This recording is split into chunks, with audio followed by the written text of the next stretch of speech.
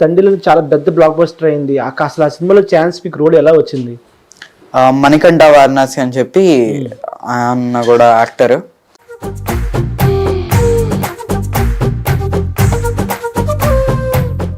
So ఆ screen మీద చూసిన చాలా రిస్కీ షాట్స్ కూడా చేశారు మీరు. ఏమైనా దెబ్బలు తగిలినాయా అప్పుడు ఆ సీట్స్? రోప్ తగలడం కానీ, రోప్ అడ్డు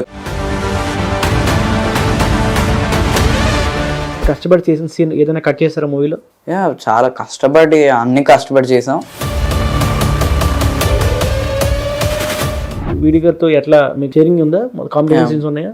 సో ఆయన ఎలా ఉండేవారు సెట్ లో? వీడి గారిని ఒక న్యూ అవతార్ లో చూడబోతున్నారు.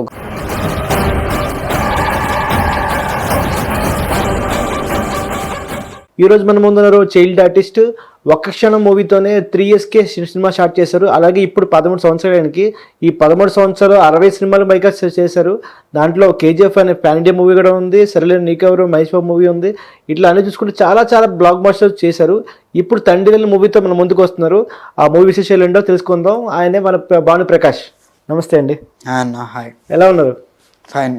స్కూల్కి వెళ్ళాలి, అసలు ఫ్యామిలీతో టైం స్పెండ్ చేయాలి, ఫ్రెండ్స్తో ఉండాలి, ఇట్లా అన్ని ఎలా మేనేజ్ చేసేవాళ్ళు? ఇలా పెద్ద పెద్ద సినిమాలు మీరు చేశారు, అసలు ఎట్లా జరుగుతుంది? గాలి దొరుకుతుందా మీకు? అసలు దొరుకుతుంది. అంటే సినిమా ఇదే ఉంటుంది. ఫ్యామిలీతో స్పెండ్ చేసే ఫ్యామిలీ టైం కూడా ఉంటుంది. అండ్ ఫ్రెండ్స్తో అంటే ఇంకా స్కూల్లో ఉన్నప్పుడు కానీ, ఆ స్కూల్లో ఆ టైం సరిపోయింది స్కూల్ మేనేజింగ్. ఇంకా ఫ్యామిలీతో ఎప్పుడైనా ఖాళీ దొరికినప్పుడు కానీ ప్లే ఆడుకోవడం కానీ, షూటింగ్ రెగ్యులర్గా ఉంటుంది.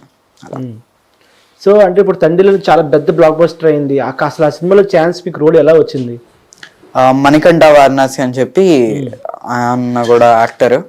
ఆయన చెప్పారనమాట, ఇలాగ ఆడిషన్ జరుగుతుంది వెల్లుబాను అని ఆయన చెప్పారు. అలాగే నరేష్ అన్న అని చెప్పి కో-డైరెక్టర్ ఆఫ్ చోర్ బజార్ కానీ, లేకపోతే వేరే ఆయ్ మూవీ కానీ, ఇలాగ వేరే మూవీస్ చేశారు కో-డైరెక్టర్గా. సో ఆయన కూడా రిఫర్ చేశారనమాట ఈ మూవీకి. అలాగా సో తండ్రి క్యారెక్టర్ ఇట్లా ఉంటుంది, చేపలు పట్టే వాళ్ళ దగ్గర ఉంటుంది, ఇట్లా కిట్టు అని క్యారెక్టర్ నరేషన్ చేశారు డైరెక్టర్ చంద్రమోహన్ రెడ్డి గారు. మీకు చంద్రమోహన్ రెడ్డి గారికి ముందు కూడా ఫస్ట్ డైరెక్షన్ ఉన్న వాళ్ళు ఏడిఎస్ అన్న వాళ్ళు ముందు చెప్పేశారు.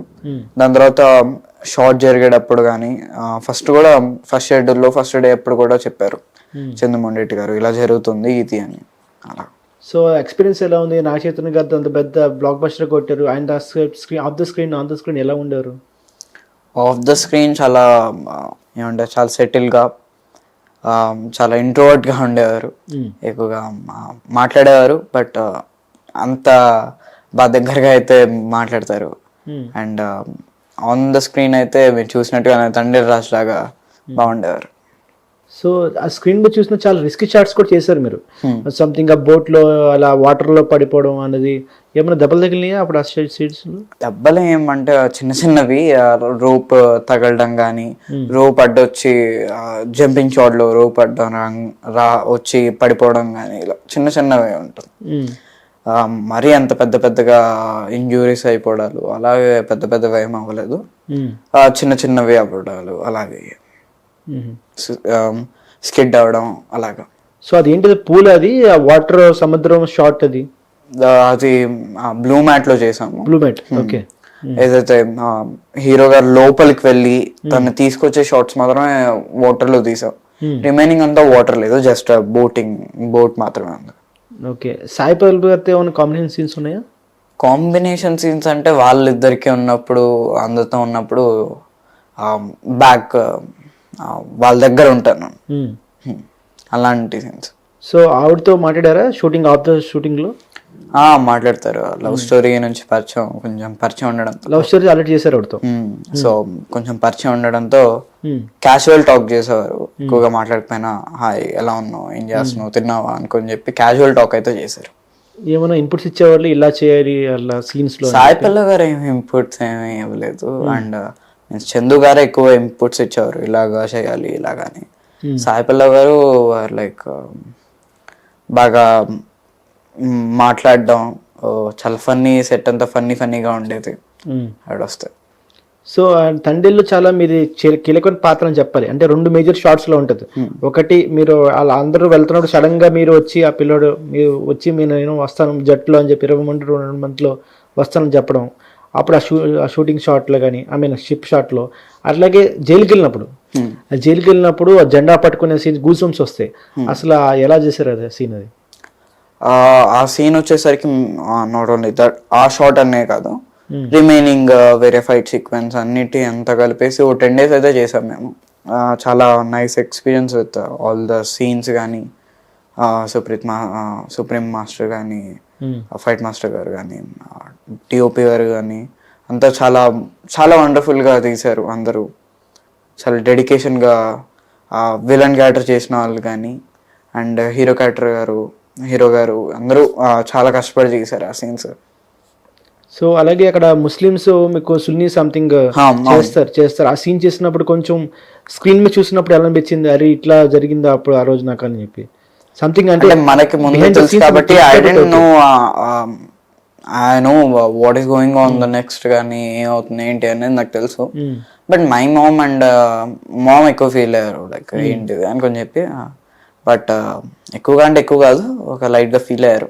బట్ సినిమానే కాబట్టి it is very normal thing. And the shooting experience కూడా ఫస్ట్ నర్వస్గా అనిపించింది.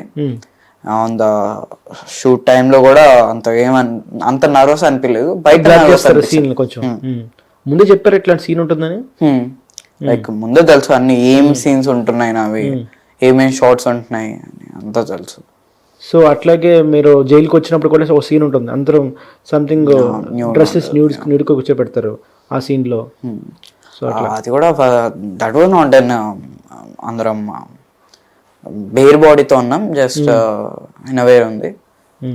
సో నాట్ అంతగా ఏమంత నర్వస్, కొంచెమే నర్వస్ అందరికి, అందరూ ఉన్నాను నేను ఒకడిని కాదు కాబట్టి. ఒక క్యారెక్టర్ ఇచ్చినప్పుడు మనం మరి బాగా ఇష్టమైన చిన్న సీన్లు చేస్తూ ఉంటాం, కానీ ఎడిటింగ్ టైంలో వచ్చినప్పుడు కొంచెం లాగ్ అయినట్టు సంథింగ్ అయినట్టు కట్ చేస్తారు మన సీన్లు. అట్లాంటి మీరు కష్టపడి చేసిన సీన్ ఏదైనా కట్ చేస్తారా మూవీలో? చాలా అన్ని కష్టపడి చేసాం. సమ్ ఆఫ్ అదర్ సీన్స్ అది మ్యాచ్ అవ్వక లేకపోతే కనెక్ట్ అవ్వక ఆ సీన్కి ఇక్కడికి రావద్దను సమ్ అదర్ రీజన్స్ వల్ల కట్ అవుతాయి. అది కూడా ఇక్కడ జరిగింది మూవీస్లో. ఈ మూవీలో few of the scenes cut అయ్యాయి అలాగా అయ్యాయి. సో కేజీఎఫ్లో యష్ గారితో చేసినప్పుడు ఎక్స్పీరియన్స్ ఎలా ఉంది? కేజీఎఫ్ మూవీలో చాలా వండర్ఫుల్గా ఉంది. యష్ గారితో చేయడం కానీ, ప్రశాంత్ నీల్ గారితో ఆ షూట్ ఎక్స్పీరియన్స్ ఉందో చాలా చాలా అంటే చాలా హ్యాపీగా, క్యాజువల్గా, వెరీ ఫన్నీగా. ప్రశాంత్ నీల్ గారితో క్రికెట్ ఆడుకోవడం కానీ, అప్పుడప్పుడు యష్ గారు కూడా వచ్చేవారు. అలాగా ఫ్రెండ్లీగా ఇది అయిపోయేది. Very nice. అంత పెద్ద మూవీలో వర్క్ చేయడం అనేది it is very blessed. So Prashanth Neel బాగా మాట్లాడేవారు మీతో, అది సీన్స్ చెప్పేటప్పుడు అట్లా ఆయనతో ర్యాప్ ఎలా ఉండేది? చాలా బాగుండేది ఆయనతో ర్యాప్ కూడా. బాగా మాట్లాడేవారు. బాను అని పిలిచేవారు, బాను వెనకనాడు, లేకపోతే టమాటో అని పిలిచేవారు, ఇలా పిలిచేవారు. నన్ను మాత్రం బాను అని పిలిచేవారు. అంత పెద్ద డైరెక్టర్ బాను అని పిలవడం ఇట్ ఈస్ వెరీ ఎంతో హ్యాపీగా అనిపించేది. అంటే ఇంత చిన్న సినిమా అన్ని ఏజ్లోనే మీరు మూవీస్లోకి వచ్చారు కదా, అసలు ఆ ప్యాషన్ అనేది ఎలా వచ్చింది మూవీస్లోకి రావడం అనేది? ఫస్ట్ ఆఫ్ ఆల్ అది ఫస్ట్ ఒక షార్ట్ ఫిల్మ్ చేస్తున్నప్పుడు నాకు మా నాన్నగారు ప్రొడ్యూస్ చేసేవారు. He was interested and first ఆయనకి ఇంట్రెస్ట్ డైరెక్షన్ అంటే. ఓకే, మీ ఫాదర్. సో ఫస్ట్ ప్రొడ్యూస్ చేశారనమాట కొన్ని షార్ట్ ఫిల్మ్స్ కానీ ఇండిపెండెంట్. అలాగే ఒక షార్ట్ ఫిల్మ్లో ఒక చైల్డ్ కావాలి అని అంటే ఒక డైరెక్టర్ అన్నకి నేను చూసి బాను ఉన్నాడు కదన్నా, నేను అప్పుడు తరవలో వెళ్తూ ఉండేవాడిని. సో బాను ఉన్నాడు కదన్నా, బాను పెడతామండి. ఓకే అండి, నన్ను తీసుకున్నారు. ఫస్ట్ షార్ట్ ఫిల్మ్ అయింది, దాని తర్వాత మూవీ ఇదయింది. అలా ఫన్ బకెట్ కానీ అన్నీ జరిగాయి. సో ఈ షూటింగ్ వల్ల స్టడీస్ ఏం డిస్టర్బెన్స్ అవ్వలేదా? ఇట్లా ఫస్ట్లో ఇబ్బంది అయిందండి. ఫస్ట్లో కొంచెం అది అటు ఇటు బ్యాలెన్స్ చేయాలి కాబట్టి ఎలా చూసుకోవాలి ఏంటి అనేది అప్పటికి తెలీదు మనకి. సో చిన్న బ్యాలెన్సింగ్ మిస్ అయితే అయ్యింది అప్పుడు. అండ్ ఎప్పుడు అది అలవాటు అయిపోవడంతో అంత ఇది అయిపోవడం ఏం లేదు. సో అంటే మీ ఫ్రెండ్స్ ఎలా ఉండేవారు? నువ్వు సినిమాలు చేస్తున్నావు, మమ్మల్ని కూడా షూటింగ్ తీసుకెళ్ళొచ్చు కదా, అట్లా హీరోతో ఎలా ఉంటారని మాట్లాడతారా స్కూల్లో ఇట్లా? ఆ, వాళ్ళు నార్మల్గా మాట్లాడతారనమాట హీరోస్ ఎలా ఉంటారు ఏంటి అని. ఎక్కువగా దాని గురించి మాట్లాడడం వాళ్ళకి కూడా తెలుసు అనమాట. హౌ నేను ఆ మ్యాటర్ అంతా నేను స్కూల్లోకి తీసుకురాను. స్కూల్లో ఉన్నప్పుడు స్కూల్ మ్యాటర్స్, మూవీస్లో ఉన్నప్పుడు మూవీ మ్యాటర్, అండ్ స్కూల్కి వెళ్ళినప్పుడు ఏంటి ఏం జరగబోతుంది ఏంటి ఈ డిస్కషన్ ఎక్కువగా ఉంటుంది. దాని గురించి మూవీ టాక్ ఎక్కువగా ఉండదు. సో చాలా మంది స్టార్స్ చేశారు, మీరు బాలకృష్ణ గారితో చేశారు. సో అంత ఇంటర్ కథ అయినాడు కదా, ఎన్టీఆర్ కథానాయక్. సో అప్పుడు బాలకృష్ణ గారితో ఎక్స్పీరియన్స్ ఎలా ఉంది ఇప్పుడు? చాలా బాగుంది. అందరూ కోపంగా ఉంటారు ఇదంతా అంటారు, బట్ నేను చేసింది ఒక 2-3 days చేసా. బట్ నాకేమి ఆయన కోపంగా ఉన్నట్టు ఏం అనిపించలేదు. ఎందుకంటే చాలా మాట్లాడేది తక్కువ మాట్లాడినా కానీ క్రిష్ గారు ఏదైనా సీన్స్ చెప్పేటప్పుడు నాకు అర్థం కాకపోతే బాలయ్య గారు చెప్పేవారు, ఇలా పట్టుకొని వెళ్ళాలి, ఇలా తీసుకెళ్ళాలి అనుకొని చెప్పి ఇలా చెప్పేవారు. అంత కోపంగా ఏమి ఉండేవారు కాదు. సో ఒకటి తెలిసింది మాకు, బాలకృష్ణ కూడా మీరు డైలాగ్ చెప్పారు కదా ఎన్టీఆర్, సీనియర్ ఎన్టీఆర్ గురించి బాలకృష్ణ గారు ముందు ఆయన డైలాగ్ చెప్పారు. ఏంటి డైలాగ్ అది? అదే దానవేరు సోరకు అన్న డైలాగు నాకు అది ముందు నుంచి నా ఫస్ట్ డైలాగ్ అది. సో ఆయన ముందు చెప్పాను. ఒకసారి అది చెప్తారా డైలాగ్ అది? ఆగాగు ఆచార్యదేవ, ఏమంటివి జాతి నెపంన సూతకు ఎందు నిల్వారాతలేదందువు. ఎంత మాట, ఇది శాస్త్ర పరీక్ష కానీ క్షత్రియ పరీక్ష కాకూడదు, ఇది కుల పరీక్ష ఎందువా? నీ తండ్రి భరద్వాజం జన్మం ఎట్టిది, అతి జుబుస్కాకరమైన నీ సంభవం ఎట్టిది. మట్టి కుండలో పుట్టితేవు కదా, నీది ఏ కులం? ఇంత ఎలా అస్మ పితామహుడు కురుకులవుతుడైన ఈ శాంతనుడు శివసముద్ర భార్య అయిన గంగా గర్భంలో జన్మించలేదా? ఈయనదే కులం. నాతో చెప్పిస్తుందేమయ్యా, మా వంశం మూలపురుషుడైన వశిష్ఠుడు దేవేశ గూర్సపుత్రుడు కాడా? అతడు పంచమజాతి కన్య ఆనందచన శక్తిని, ఆ శక్తి చండాలంగా ఉండే పరాశుడు పరలుపరిచిన మా చడమి అందు మా తాత వ్యాసుని, ఆ వ్యాస విధురాలైన పిందండి పాండురాజుతో, మా పిన్పత్తమయ్య అంబాలితో పిన్న తండ్రిని, మీ ఇంటి దాసుతో ధర్మ నిర్మాణ జెండని మీ చేకేతించబడ్డ ఈ విద్రదేవుణ్ణి కనలేదా? ఈయనదే కులం. సందర్భ అవసరాన్ని బట్టి క్షేత్ర విజయపయంతో సంకరమైన మా కులంశము ఏనాడో కులహీనమైనది కాగా నేడు కులము అని వ్యర్థవాదములు ఎందుకు? ఓహో, రాజరికమా అర్హత నిర్ణయించినది. ఆయన మా సామ్రాజ్యంకు శస్యశ్యామలమై సంపద విరామైన అంగరాజ్యానికి ఇతన్ని ఇప్పుడే మూతాభిషత్తునిగా గావిస్తున్నాను. సోదరా దుశ్శాసన, అనగలిగ శెట్టికేట వెంగతము, మా గాంధవ సార్వభౌమ సురిక్రమయమేమంత సువర్ణ సింహాన్ని తెప్పించము. పరిజల్లారా, పుణ్యభాగి నది అని అందుకోండి. మంది మాట్లారా, కర్ణమహారాజు పరివంగమించుడి. నీ మహాజల్ల సమక్షమున పండిత పరిషద మధ్యమున సౌద స్వచ్ఛద సహస్రద ఈ కుల కలంక మా ప్రక్షాళన శాశ్వతంగా ప్రక్షాళంగా పెంచదా. సూపర్ అండి. నెక్స్ట్ విమానంలో కూడా చేస్తారు కదా మీ క్యారెక్టర్, అది సముద్రకాంత్ గారితో ఆయనతో ఎక్స్పీరియన్స్ ఎలా ఉంది? చాలా బాగుంది. ఎందుకంటే it is nice walking with Samudrakanth garu. ఆయన డైరెక్ట్ చేసిన మూవీస్ కానీ శంభో శివశంభో మూవీస్ అది చూసి నాకు ఆ మూవీ అంటే కూడా బాగా ఇష్టం. ఆయన యాక్టింగ్ అంటే కూడా నాకు బాగా ఇష్టం. అలాంటిది ఆయనతో వర్క్ చేయడం అనేది it is very happy to work with, very wonderful to work with. So అట్లాగే సోపతులు కూడా మీరు ఒక చైల్డ్ ఆర్టిస్ట్ గా మీకు గుర్తింపు వచ్చింది. సో ఆ సోపతుల గురించి? సోపతులు ఇట్ ఈస్ మా డైరెక్టర్ అన్న వాళ్ళు కానీ అందరూ అదొక ఫ్యామిలీ అన్నట్టు. సోపతులు ఏదో మూవీకి వెళ్ళి చేసినట్టు ఏం అనిపించలేదు మాకు. అది క్యాజువల్ గా ఒక మూవీ అది షూటింగ్ చేయడానికనే వెళ్ళామనే ఉంది కానీ we are like went to trip. ఒక ఫ్రెండ్స్ తో మనం ట్రిప్కి వెళ్తే ఎంత ఎంజాయ్ చేస్తాము, ఎంత నార్మల్గా ఫీల్ అయ్యి మనం ఎంత ఇదిగా ఉంటామో అలాగే ఉన్నాం అనమాట. ఫ్రెండ్లీగా వెళ్ళిపోయింది. ఏదో షూటింగ్కి వెళ్ళి స్ట్రెస్ లా ఉండకుండా సినిమా మొత్తం చేసేటప్పుడు అంతా దానికి ముందు షూటింగ్ చేసిన ఏది ఉన్నా కానీ ఆ స్ట్రెస్ బస్టర్ మొత్తం అనమాట. ఇట్ ఈస్ స్ట్రెస్ బస్టర్ లా ఉండేది. అది చాలా హ్యాపీగా ఉండేది. ఇట్ ఈస్ నా nice walking with all the team. వాళ్ళతో అది క్రేజీ అనమాట, మాటల్లో చెప్పలేము అది. ఇంకోటి హరికథలు కూడా లెజెండరీ యాక్టర్ రాజేంద్ర ప్రసాద్ గారు చేశారు. సో హరికథల్లో ఆయనతో ఎలా ఉంది ఎక్స్పీరియన్స్? ఆయనతో లేదు, but it is nice working with Rajendra Prasad గారు ఉన్న షార్ట్స్ లో నేను లేను, ఓకే. బట్ రాజేంద్ర ప్రసాద్ గారి మూవీలో చేయడం కానీ ఇట్ ఈస్ ఆయనతో వేరే మూవీ కూడా చేశాను అప్పుడు, ఆయనతో it is nice working with, అప్పుడు బాగా అనిపించింది. అండ్ మూవీ ఎక్స్పీరియన్స్ కూడా ఇట్ ఈస్ వెరీ నైస్ అనమాట. మ్యాగీ గారితో వర్క్ చేయడం కానీ, మ్యాగీ గారు మనకు ముందే తెలుసు 3 రోజెస్తో అందరినీ కామెడీగా చదువు దీంతో మాస్గా చేశారు.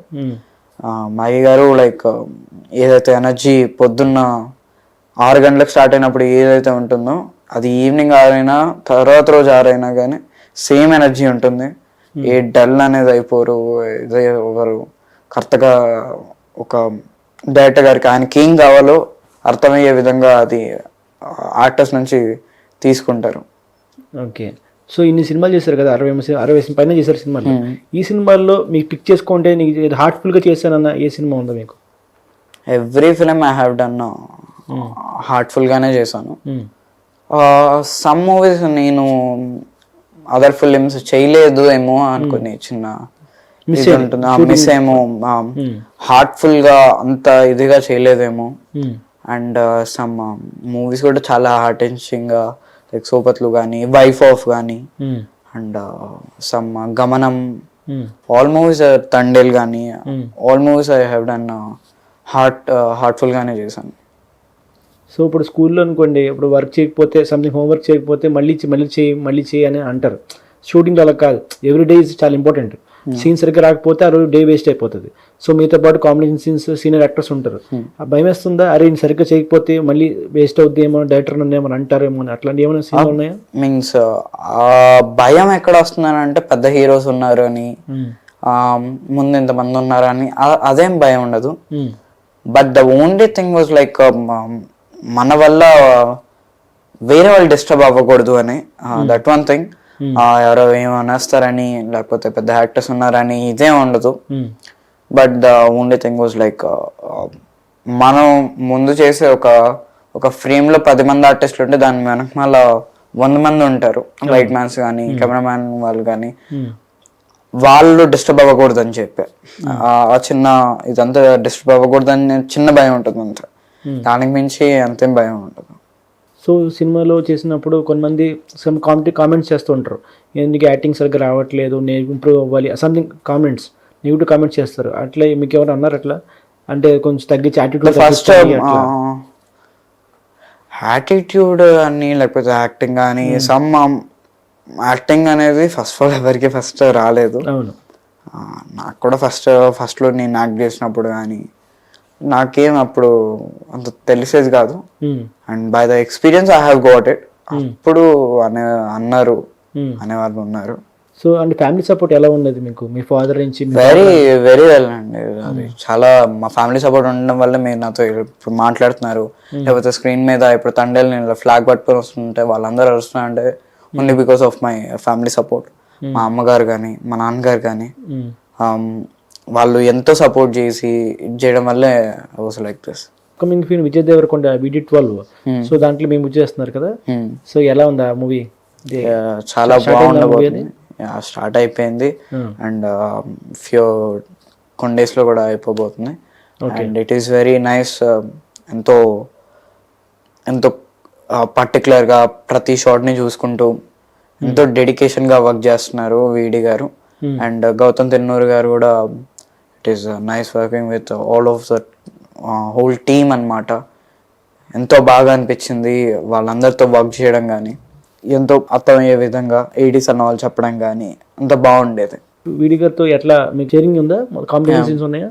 సో ఆయన ఎలా ఉండేవారు సెట్ లో? ఎక్కువగా మాట్లాడేవారు కాదు, ఎక్కువగా ఆ క్యారెక్టర్ కి ఇన్వాల్వ్ అయ్యే కొంచెం దాని గురించి ఎక్కువ ఫోకస్ చేసేవారు.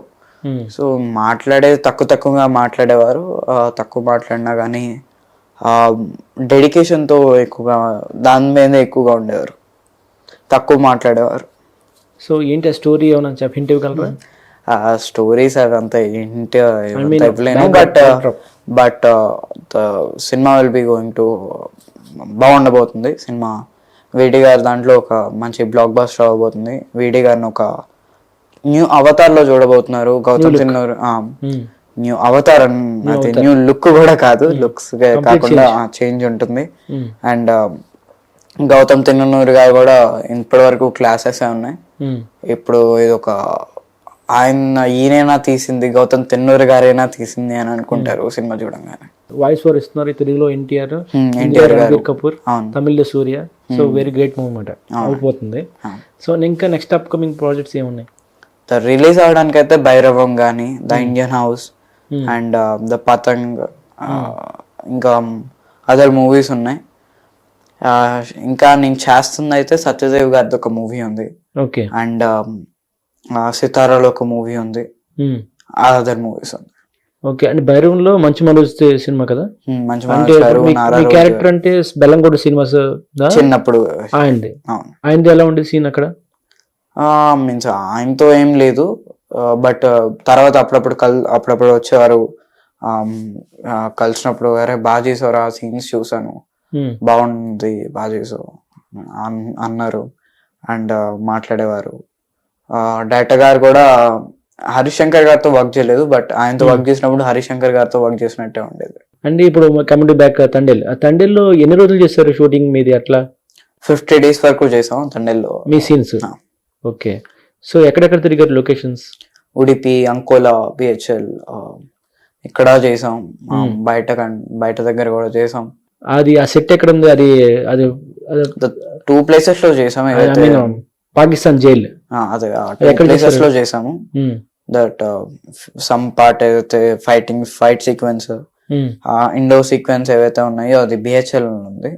అండ్ సమ్ ఫ్లాగ్ తీసుకొచ్చేవి కానీ ఫ్యూ ఆఫ్ ద షార్ట్స్ మాత్రం రామోజీలో చేసాం. అంటే ఇప్పుడు ఆ స్లాంగ్ నేర్చుకున్నారు ఏమైనా మూవీ కోసం? అట్లా శ్రీకాకుళం స్లాంగ్ నేర్చుకోవడం అని ఏం లేదు, I know the slang of that. And some Yogi అన్నా గానీ, ఏడి యోగి అన్నా గానీ, వీళ్ళు చెప్పేవారు కూడా ఎలా చెప్పాలి డైలాగ్స్ కానీ వాళ్ళు చెప్పేవారు. అరే ప్రతిదానికి ఇట్లాగా చెప్పడం, అది అక్కడ కూడా కొంచెం ఇదైంది. అంటే ఇప్పుడు ఆఫ్ ది షూటింగ్ సెట్స్ లో ఏమన్నా అల్లు అరవింద్ గారు కానీ, గీతార్ట్స్, బన్నీవాస్ గారు ఏమైనా వచ్చేవారు షూటింగ్ కి? వచ్చేవారండి. బన్నీవాస్ గారు ఎప్పుడు వచ్చారు, అల్లు అరవింద్ గారు అప్పుడప్పుడే వచ్చేవారు. బన్నీవాస్ గారు అయితే థరోలీ వచ్చేవారు. మీతో మాట్లాడేవారా? మాట్లాడేవారు. సో అంటే ఇప్పుడు ఇంత సక్సెస్ అయింది కదా, నిన్న కూడా జరిగింది సక్సెస్ సెలబ్రేషన్స్, నేను మళ్ళీ కలిసారు, ఆ మూమెంట్ ఎలా ఉంది నిన్న? నైస్ అన్నమాట. డిఎస్పి గారిని మా షార్ట్స్ జరిగినప్పుడు డిఎస్పి గారు రాలేదు. డిఎస్పి గారిని ఆ రోజే కలిసాను, లైక్ బాగా చేసా అన్నారు. అండ్ అల్లు అరవింద్ గారిని కలిసాను. అందరూ షూటింగ్ అయిపోయింది అనుకుని అందరం ఫీల్డ్ లో ఉన్నాము, ఇంకా ఉండుంటే బాగుండు. అప్పుడప్పుడు డేట్స్, ఏదైనా మూవీ వేరే డేట్స్ ఇవ్వాలంటే ఆగండి అనుకుని చెప్పి తండేలు తీస్తున్నాం. అంత ఇన్వాల్వ్ అయిపోయాం. సినిమా రిలీజ్ అవడానికి కొన్ని రోజులు కూడా ముందు తీసాం. ప్రతి షాట్, ప్రతి సీన్ చూస్తూ ఉంటే దాని వెనక మనం ఏమేం చేసాం, ఏంటి ఏమని అంతా అలా రిమెంబర్ అవుతుంది. సో ఇలా ఈ జర్నీలో చాలా అగ్రగత నాయకులు చేశారు మీరు. సో వాళ్ళు చేసిన దాంట్లో మీరు వాళ్ళ దగ్గర ఏమో నేర్చుకున్నారు, ఒక క్వాలిటీ ఉంటుంది. ఒక్కొక్క హీరో దగ్గర నుంచి, బాలకృష్ణ గారి దగ్గర నుంచి కావచ్చు, మహేష్ బాబు దగ్గర నుంచి కావచ్చు, వాళ్ళ డిసిప్లిన్ కావచ్చు, అట్లా పంచువాలిటీ. సో ఏమో నేర్చుకున్నారా ఒక్కొక్క యాక్టర్ దగ్గర? ప్రతి వాళ్ళ దగ్గర ప్రతిదీ నేర్చుకుంటాను. అందరి దగ్గర యాక్టింగ్ కానీ, ఒక రియాక్షన్ ని ఒక్కొక్కరు ఒక్కొక్కలాగా ఇస్తారు. మహేష్ బాబు గారు ఒకలా ఇస్తారు, మాల్వయ్య గారు ఒకలా ఇస్తారు, నాగ చైతన్య గారు ఇలా ఇస్తారు. అందరిలో చూసుకోవడం, అన్ని చూడడం. అండ్ నాకు బాగా నచ్చిన సీన్స్ కానీ, వాటిలో వాళ్ళు ఇచ్చిన రియాక్షన్స్ చూడడం కానీ, అండ్ సమ్ వాళ్ళ బాడీ లాంగ్వేజ్ కానీ ఆ షార్ట్ లో కానీ, అవంతా అందరి నుంచి పికప్ చేసుకుంటూ ఉంటాను. అందరి నుంచి నాట్ ఓన్లీ వన్ థింగ్ అని కాదు, అందరు బాలయ్య గారి నుంచి కొన్ని కానీ, మహేష్ బాబు గారి నుంచి కొన్ని, అన్ని తీసుకుంటూ ఉంటాను. సో మీకంటూ ఒక ఫేవరెట్ హీరో ఉంటారు కదా, ప్రతి ఆర్టిస్ట్ కి ఆయన చూసి మీ ఇండస్ట్రీలో వచ్చా ఉంటారు. చైల్డ్ ఆర్టిస్టులు కూడా ఉంటది, ఆ చిరంజీవిలో చేయాలి, వెంకటేష్ గారిలో చేయాలి, అలా ఉంటుంది కదా, మీకు ఏమైనా ఉందా అట్లా? లేదండి, అలాగేం లేదు. ఐఎమ్ న్యూట్రల్ ఫ్యాన్ ఆఫ్ అనమాట. I'm fan of TFI. Diplomatic answer అనొచ్చు, ఏమైనా అనొచ్చు. But because I like all the heroes. ఎందుకంటే నార్మల్గా చెప్పాలని కాదు, నేను ఒక సినిమా చూసానంటే వాళ్ళకి అది ఫ్యాన్ అయిపోతాను. ఇప్పుడు తండ్రి చూస్తే అది నాగ చైతన్య గారికి ఫ్యాన్ అయిపోతాను, సాయిపల్లి గారికి ఫ్యాన్ అయిపోతాను. గేమ్ చేంజర్ చూస్తే రామ్ చరణ్ గారికి, అలా ఏ ఫిలిం చూస్తే ఆ హీరో గారికి ఫ్యాన్ అయిపోతాను. సో మీరు వర్క్ చేసిన హీరోస్తో మళ్ళీ రిపీట్గా చేయాలంటే ఏ హీరో ఒక్కరు పిక్ చేసుకోండి, ఒకళ్ళు 1 or 2. కళ్ళతో అలా చేయాలని లేదు, చేసిన వాళ్ళతో మళ్ళీ చేయాలని ఉంది, చెయ్యని వాళ్ళతో చేయాలని ఉంది, అందరితో వర్క్ చేయాలని ఉంది. సో అందరు కవర్ చేస్తారు, ఇంకా బ్యాలెన్స్ ఉన్నారా వేరే హీరోస్? ఉన్నారు, ప్రభాస్ గారు ఉన్నారు, చిరంజీవి గారు ఉన్నారు, ఇంకా చాలా మంది ఉన్నారు, వాళ్ళతో కూడా వర్క్ చేయాలని ఉంది. అవకాశం వస్తే చేస్తారు ప్రభాస్ గారు, చిరంజీవి గారితో పక్కా అవకాశం వస్తే ఎందుకు మిస్ చేసుకుంటాం. ప్రశాంత్ నీల్ గారితో కూడా ఆల్రెడీ ఉంది మూవీ, నెక్స్ట్ మళ్ళీ చేద్దాం అంటున్నారు. ఎంతో ఏమైనా ఉందా అవకాశం, వస్తుందా ఏమో తెలీదు. ప్రశాంత్ నీల్ గారితో వర్క్ సలార్ 2లో ఉంటానో లేదో తెలీదు, బట్ చూడాలి. ఇంకా నెక్స్ట్ మూవీస్ లో ఇంకా రిలీజ్ దగ్గరలో ఉన్న మూవీస్ ఏంటి ఇప్పుడు? మేబీ రిలీజ్ కి దగ్గరగా ఉండేది ఇంకా కొన్ని డేట్స్ అన్ని అనౌన్స్ చేయలేదు, ఫ్యూ అనౌన్స్ చేశారు, లైక్ VD12 కానీ చాలా తక్కువగా ఉన్నాయి అంతే. ఇంకా అంటే గోల్ ఏంటి ఇప్పుడు మూవీస్ లోనేనా, ఇంకా అంటే ఓన్లీ మూవీస్ కి వెళ్ళాలి లేకపోతే ఏమైనా జాబ్ చేయాలి, ఇంకా బ్యాలెన్స్? జాబ్ ఏం చేస్తానండి, నాకున్న జాబ్ ఇదంతా ఇక్కడ. ఇప్పుడు ఇదే ప్యాషన్ నాకు ఇప్పుడు అని కాదు, ఇంకెప్పుడు కూడా నాకు ఉండేదంతా మైండ్ అంతా ఇదే, అంతా ఇదే.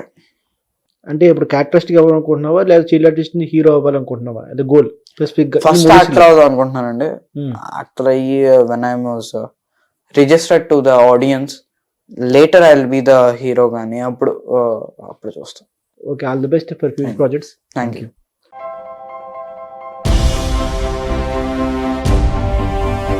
ఏంటి అలాగే నిలిచిపోయావు? గోల్డ్, డైమండ్, సిల్వర్ రేట్ ఇలా ఉంటే ఇలా నిలిచిపోకుండా ఎలా ఉండేది? మన కంట్రోల్లో లేని దాని గురించి ఫీల్ చెయ్యకు. ప్రజలకు మనం ఏం చేయగలమో ఆలోచించు గురు. తగ్గింపు ధమాకా అన్ని బంగారు నగలపై లలితవారి మార్కెట్లోనే తక్కువ తరుగులో ఇంకా 1% తగ్గింపు ఇద్దాం.